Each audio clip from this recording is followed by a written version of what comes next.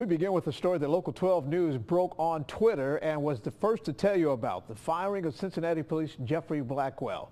Now into his first full day on the job, Cincinnati's interim police chief says that rank-and-file police morale is already getting better. Assistant Chief Elliot Isaac was named interim chief yesterday by City Manager Harry Black after Black fired Blackwell. Local 12's Jeff Hirsch, who followed this story all day yesterday, back on it again today.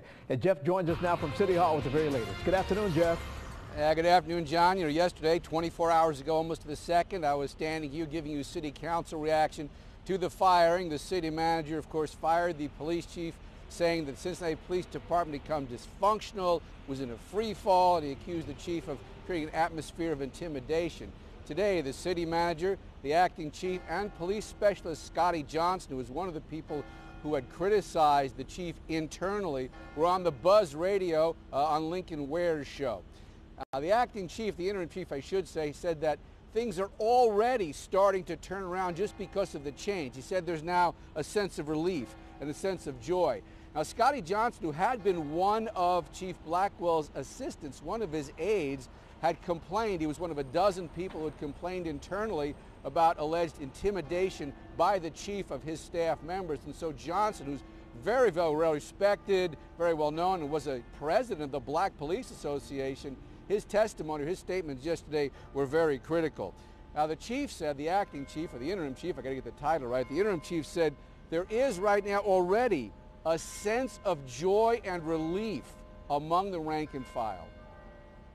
People just seem to have joy as they come into work today, and they're looking for a new day. They're looking forward to the future.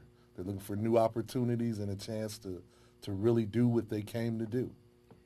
People I work with for years that never had an issue. Some of you believe Tom Stryker was a tyrant. I worked for Tom Stryker.